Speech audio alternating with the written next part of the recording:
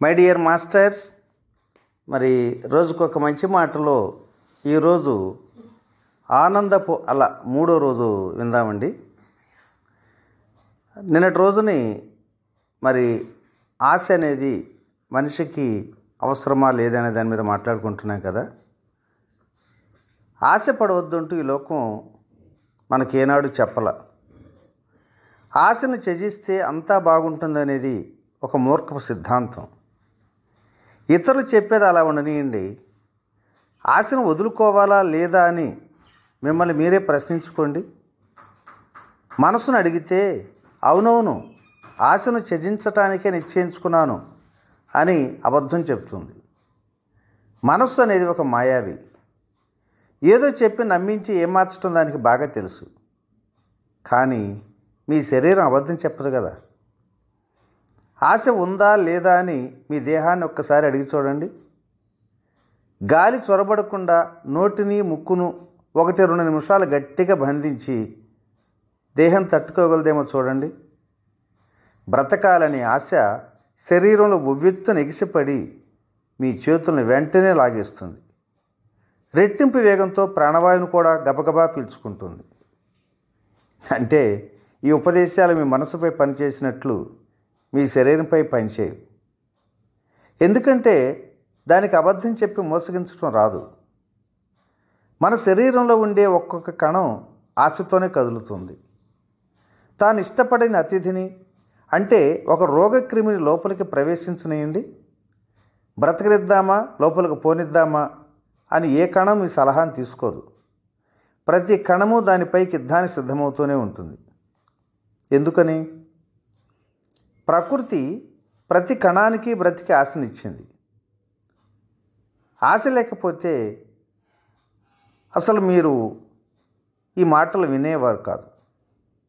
మరొక మాట, వినాలని ఆశ లేకపోతే ఈ వాక్యం, ఈ మాట కూడా వినరు, చదవరు కూడా.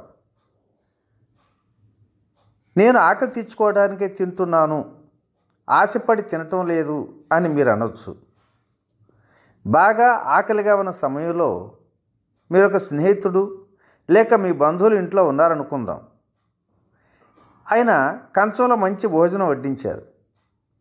మీరు మొదటి ముద్దను నోటి దగ్గరికి తీసుకెళ్లే సమయాన ఆయన ఉన్నట్లుండి మిమ్మల్ని అనరాని మాటలంటే ఆ ముద్ద మీ నోట్లోకి వెళ్తుందా? జాగ్రత్తగా గమనించండి.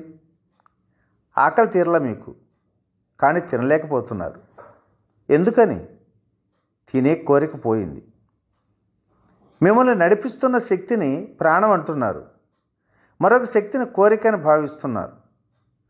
మౌలికంగా రెండింటికి తేడా ఏమీ లేదు. ఇంకాస్త లోతుగా పరిశీలిస్తే కోరికలను త్యజించాలనే ఆలోచన కూడా ఒక కోరికే కదా. సరే, మరి ఎంతవరకు కోరికలు పెంచుకోవచ్చు?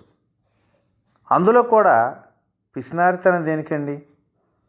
మీకు ఎంతవరకు వీలైతే అంతవరకు కోరికలు పెంచుకుంటూ పోండి. ఆ ధైర్యం లేకుండా పిసినారిలా మీ కోరికను తగ్గించుకుంటూ పోతే మీరేం సాధిస్తారు? కష్టపడితే ఇంకా లభిస్తుంది, కానీ ఇది నాకు చాలు అని తృప్తితో కోరికను కనుక తగ్గించుకుంటే మీకు హాయిగానే ఉంటుంది. సంతృప్తి, సంతోషం కలుగుతాయి. కానీ నాకు ఎంత ఎక్కడ దొరుకుతుందిలే, దీంతోనే సరిపెట్టుకోవాల్సిందే అనే విరక్తితో కనుక కోరికను తగ్గించుకొని ఆశల రెక్కలను కత్తిరిస్తే అది పిరికితనమే అవుతుంది. నక్షత్రాలను గురి చూస్తే కనీసం ఇంటి కప్పుకైనా బాణం తగులుతుంది. పెద్ద పెద్ద ఆశలు వద్దంటూ ఆ వింటిని కనుక జారి విడిస్తే ఆ విల్లు మీ మోకాలి కాళ్ళనే విరగొడుతుంది. కాబట్టి మీ ఊహలు ఎంతవరకు వెళితే అంతవరకు మీ కోరికలు పెంచుకుంటూ వెళ్ళండి. తర్వాత మీరు కోరుకున్న దాన్ని పొందటానికి 100% శ్రమించండి. ఒకరోజు శంకరపిళ్ళయ్య రైలు ప్రయాణం చేస్తున్నాడు. రైలు ఏ స్టేషన్లో ఆగినా అతను దిగుతూనే ఉన్నాడు. మళ్ళీ బండి బయలుదేరేటప్పుడు ఎక్కి కూర్చుంటాడు. చిన్న స్టేషన్ అయినా పెద్ద స్టేషన్ అయినా దిగటం ఎక్కటం చేస్తుంటున్నాడు. 2 నిమిషాలు ఆగి ఆ స్టేషన్లో కూడా, అంటే 2 నిమిషాలు ఆగే చిన్న స్టేషన్లో కూడా ఎక్కి దిగుతూనే ఉన్నాడు. అతను ఎదురు కూర్చున్న ఒక తోటి ప్రయాణికుడు అది చూసి ఉత్కంఠత భరించలేక, సార్, మిమ్మల్ని చూస్తుంటే చాలా అలసిపోయినట్లే కనిపిస్తున్నారే, మీతో వచ్చిన వారిలో ఎవరైనా కనిపించకుండా పోయారా, లేదా పుస్తకం మంచినీళ్ళు ఏమైనా కొనుక్కోవాలనుకుంటున్నారా, ఎందుకు ఇలా ప్రతి స్టేషన్లో దిగుతూ ఎక్కుతూ ఉన్నారు అని అడిగేశాడు. అందుకు శంకరపిళ్ళై తల అడ్డంగా ఆడిస్తూ, అబ్బే అలాంటిదేమీ లేదండి, ఈ మధ్యన నాకు బైపాస్ సర్జరీ జరిగింది, దూర ప్రయాణాలు వద్దని మా డాక్టర్ గారు చెప్పారు, అందుకే ఈ దూర ప్రయాణాన్ని చిన్న ప్రయాణాలుగా చేసి ప్రయాణిస్తున్నా అని వివరించాడట. అలా ఉంటుంది మన పరిస్థితి. అన్నింటినీ ఆశించు అని సద్గురే చెప్పారని పెడర్థాలు తీసి విపరీతంగా ఆశపడుతూ పోతే శంకరపిళ్ళై డాక్టర్ సలహాను అర్థం చేసుకున్నట్లే ఉంటుంది. అలా అయితే ఆశ అంటే ఏమిటి, అత్యాశ అంటే ఏమిటి అనే సందేహం మీకు రావచ్చు. ఒకరి ఆశ మరొకరికి అత్యాశగా గోచరించవచ్చు. మోటార్ సైకిల్ ఉన్నవాడు కారు కొనాలనుకుంటే దాన్ని ఆశ అంటారు. కానీ ఏమీ లేకుండా రోడ్డు మీద నివసిస్తున్నవాడు అలా ఆశిస్తే అత్యాశ అంటారు.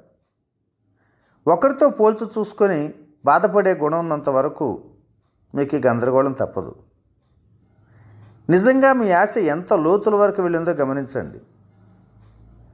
పెళ్ళైతే బాగుంటుందని ఆశపడ్డారు, పెళ్ళయింది.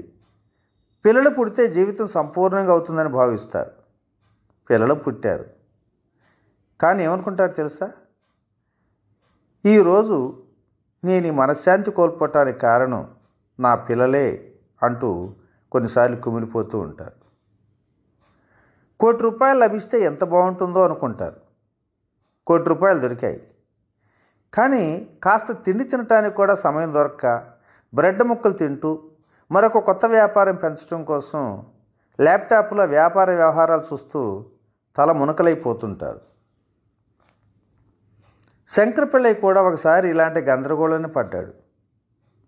చాలా రాయితీలు దొరుకుతాయని ఎవరో చెప్తే శంకరపిళ్ళై మిలిటరీలో సర్వీసులో చేరాడు. పొరపాటున అతనికి 2 నంబర్లు తక్కువ బూట్లు ఇచ్చారు. ఆ బూట్లు వేసుకోవటానికి ప్రతిరోజు ఇబ్బంది పడేవాడు. మధ్యలో బూట్లు విప్పటానికి అవకాశం ఉండకపోయేది. రోజంతా బూట్లతో నొప్పి భరిస్తూ ఉండాల్సి వచ్చేది. ఆ నొప్పి భరిస్తూ ప్రపంచంలో అందరినీ శపిస్తూ ఉండేవాడు. పై అధికారులకు ఉన్న విషయం చెప్తే వెంటనే సరైన బూట్లు ఇస్తారు కదా మిత్రమా, ప్రతిరోజు ఎందుకింత ఇబ్బంది పడుతుంటావు అని పక్క సిపాయి అన్నాడు అతనితో. అందుకు శంకరపిళ్ళై ఎంతో చిరాగ్గా, చూస్తూనే ఉన్నావు కదా, రోజంతా యత్న కఠినమైన ట్రైనింగు, ఎముకలు ఇరిగిపోయేలా పనులు, దేంట్లోనైనా ఒక్క సంతోషం ఉంటుందా, రాత్రి బూట్లు ఇప్పగానే ఎంత హాయో, నరకం నుండి బయటపడ్డట్టు ఎంత ఆనందమో, సైన్యంలో చేరినప్పటి నుండి నాకు లభిస్తున్న ఆనందం ఇది ఒక్కటే మిత్రమా, దీన్ని కూడా పోగొట్టుకోమంటావా అన్నాడు.